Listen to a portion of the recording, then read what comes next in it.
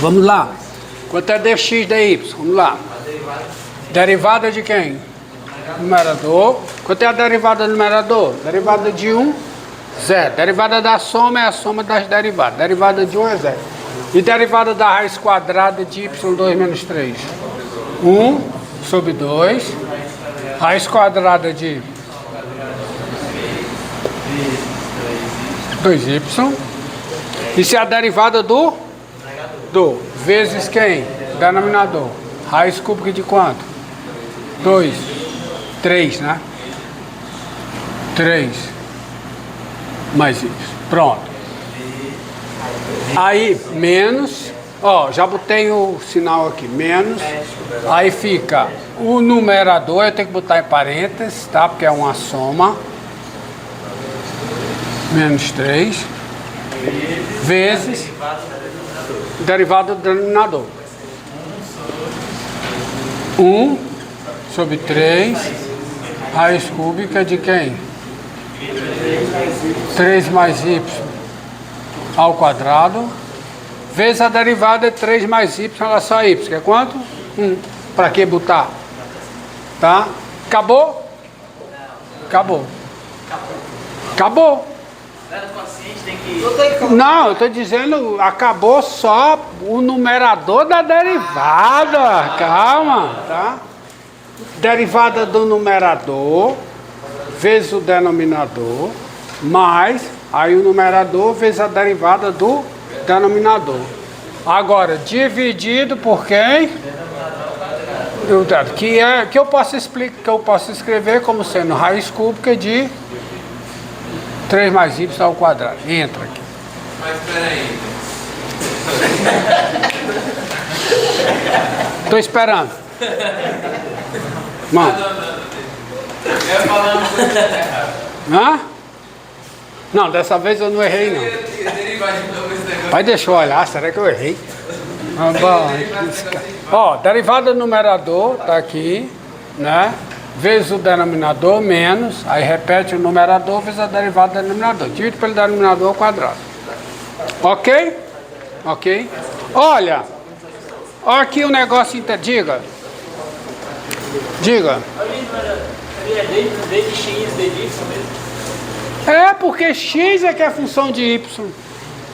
Se x é função de y, eu vou calcular a derivada de x em relação a y.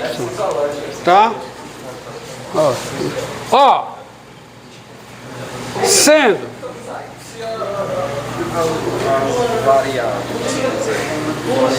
A e B, eu coloco DA. dB. É a derivada de A em relação a B. Ó. Sendo y igual a f de u, ó. Y igual a f de u. E u igual a g de x. Onde f e g são diferenciáveis, com f e g diferenciáveis. Em verdade, não precisam ser diferenciáveis. Precisa ter a derivada da composta, né? Precisa ter situação em que eu tenha a derivada da composta. Então, são diferenciáveis. Diferenciáveis, está mostrando aqui. Tens. Primeiro, usando essa notação. Quem é dy dx? Quem é? dy dx não. Qual é a primeira derivada? Qual é? Se y é f de u, qual é a primeira derivada? Hã? dy du. E isso é quem? A derivada da f em u. O que eu tenho mais?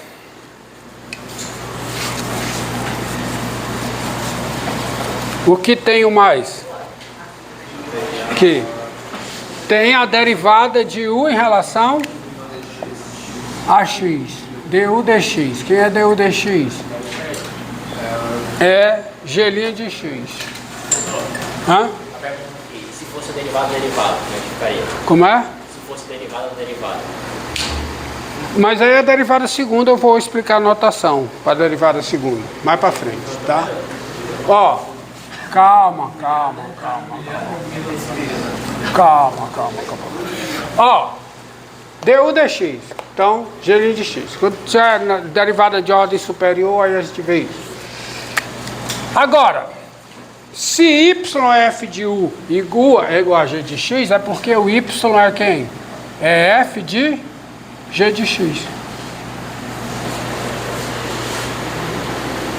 E aí eu vou ter y como função de x. E vai ser como função diferenciável. Porque eu tenho a composição de funções diferenciáveis, vale a regra da cadeia. Você tem isso e quem é dy dx? É a derivada disso aqui em relação a x. Então, regra da cadeia. É a derivada da f. Aplicada em quem? G de x vezes o quê? Derivada da x em relação a x. Acontece que isso aqui é a derivada da f em... Que variável é essa? É u. Vezes derivada da g em x. Mas quem é a derivada da f em u? dy du. dy du vezes o quê? Du dx.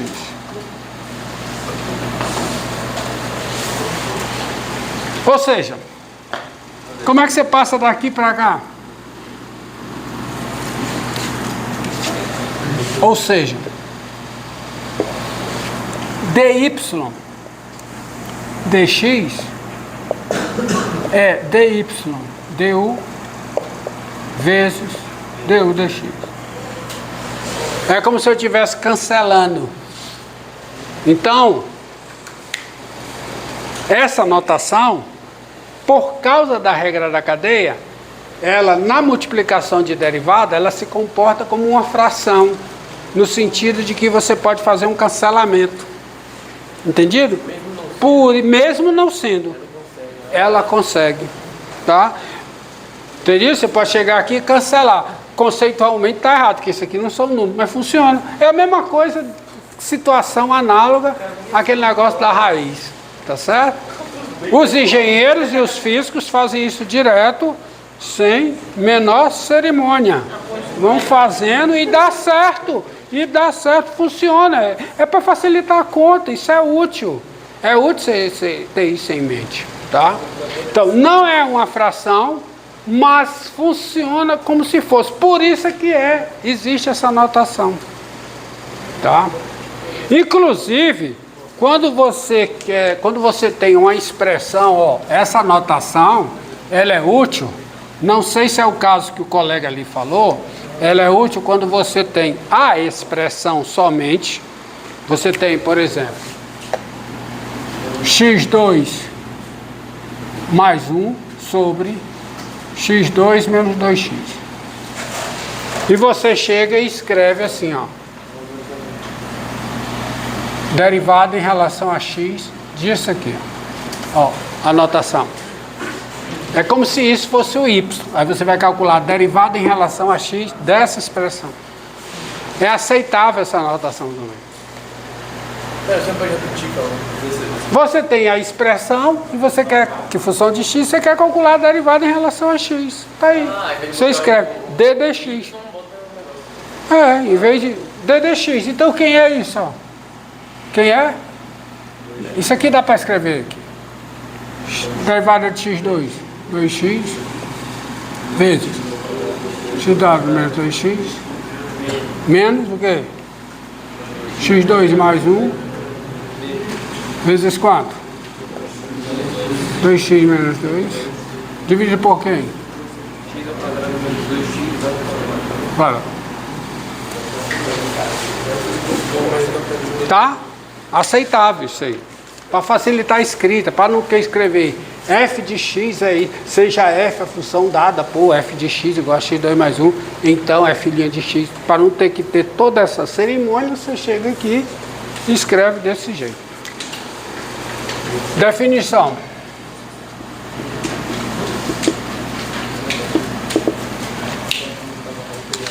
Seja A um subconjunto de R. Dizemos que que A é simétrico quando X pertencendo a A implica que menos X também pertence a A.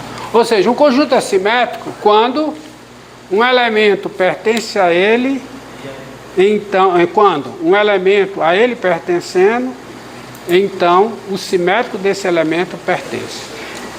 E, gente, se X pertence a A implica menos X pertence a A, menos X pertence a A implica X pertence a A, porque quem é o simétrico de menos X?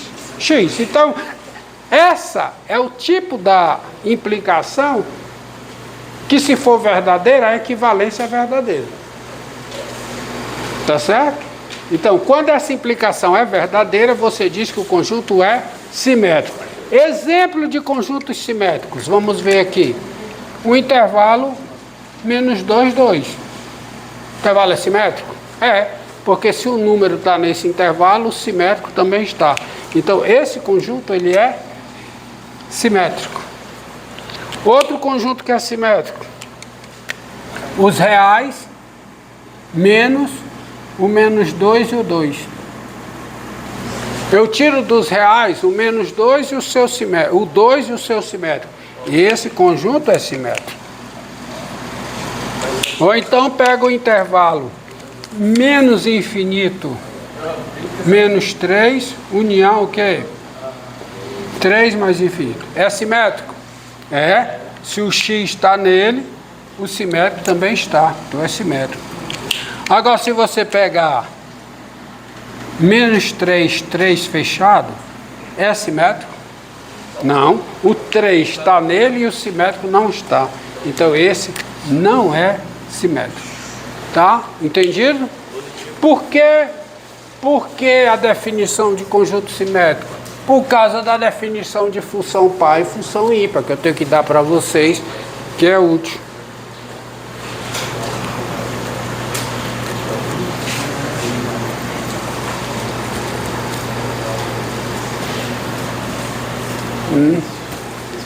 Por exemplo, definição.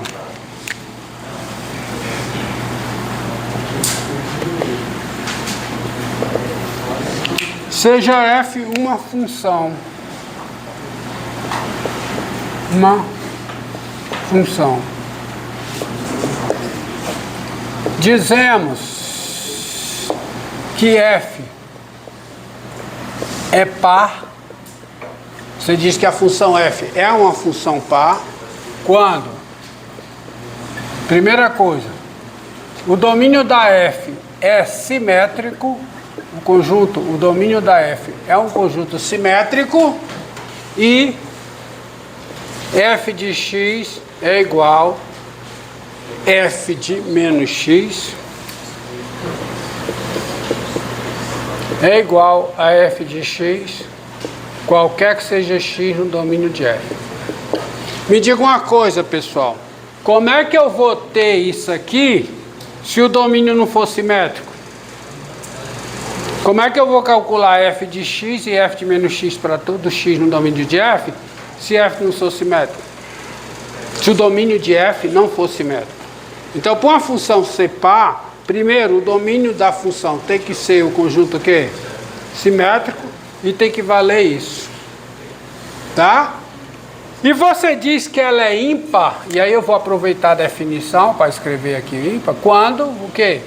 Quando o domínio de f também é simétrico e f de menos x é menos f de x, qualquer que seja o x no domínio da f. Tá?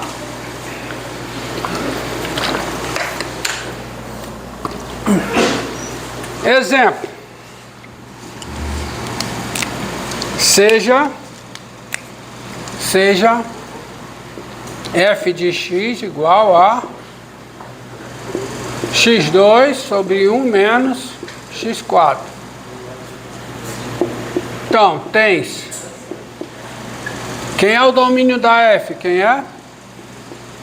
É o conjunto dos números reais menos o quê? Menos 1 e 1, que é simétrico, não é? E quem é f de menos x?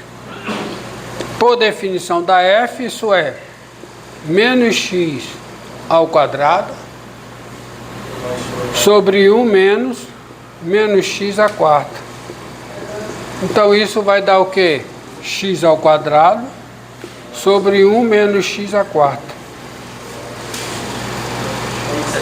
E isso é quem? F de x.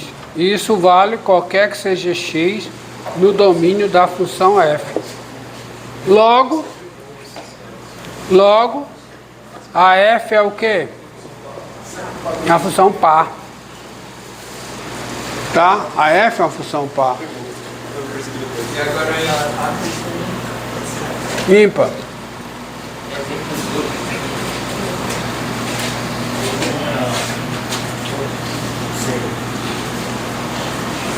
Eu estou dando essa definição porque quando eu falar sobre uma função par, ou quando eu mencionar uma função ímpar, quando eu der exemplo, você diz, você tem que saber do que é que eu estou falando, tá? Então você tem que saber qual é a definição. Função par. Então, seja g de x igual a... Você vê que eu já estou relaxando, ó. Porque antes eu botava assim, seja g a função dada por... Já estou relaxando um pouco no enunciado. Seja g de x igual a x sobre 1 mais x2. Tá? Tem-se.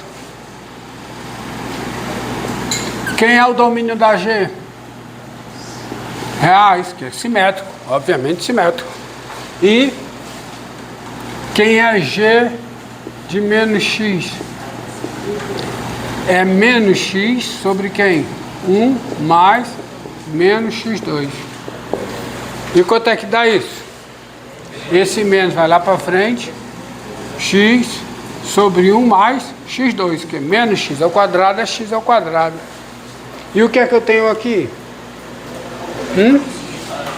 Que? Menos g de x. Isso vale qualquer que seja x pertencente ao domínio da g, que é os reais. Conclusão. Conclusão. Conclusão, g de x, não, g de x é o número. A função é par. Logo, g é ímpar. Tá, não. É ímpar. Função g é ímpar. Em termos de gráfico, você já ficar sabendo, você pode até não saber esboçar gráfico ainda. Sabe esboçar de funções simples, né? A função afim, você sabe esboçar. Mas o que significa FC par? Vou colocar aqui para você. Olha se você não concorda com isso. Sendo f uma função par, tá? Você tem o seguinte, um ponto xy no gráfico da f. Quando é que ponto xy está no gráfico da f? Quando o x está no domínio da f e o y é f de x, tá? Não tem outro jeito, é a definição. Um ponto xy do plano cartesiano está no gráfico de uma função f, se somente se o x pertence ao domínio da função e o y é igual a f de x. E é óbvio que se a função é par, xy no gráfico de f implica o quê? Implica que menos xy também pertence ao gráfico de f. Porque se o x está no gráfico de f, x está no domínio de f. Então menos x também está no domínio de f. E quem é f? Quem é o y? O y é f de x. Mas f de x é f de menos x. Então é verdade. E outra coisa, sendo f uma função ímpar, e observe que é se somente se, viu? É uma implicação, mas vai. A função módulo é par, claramente par. Então, xy no gráfico da f implica o quê? Implica menos x menos y no gráfico da f também. Moral da história, tá? O que é que isso quer dizer? Quer dizer o seguinte: o gráfico de uma função par tem que ser um negócio assim, ó.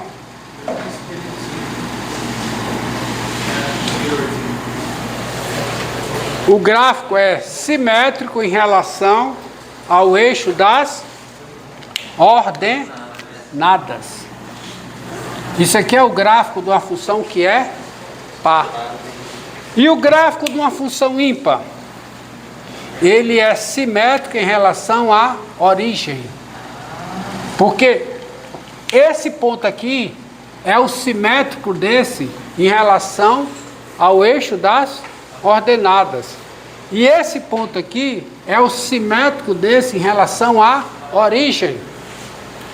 Eles estão numa mesma reta passando pela origem, mas eles são diametralmente opostos. Opostos pela origem, tá? E aí o gráfico de uma função que é ímpar necessariamente é desse jeito. Se aqui o gráfico é assim, do outro lado é assim, tá certo? Porque se um ponto está no gráfico, o simétrico está no gráfico. Entendido? Entendido? Pode encerrar aí, minha filha.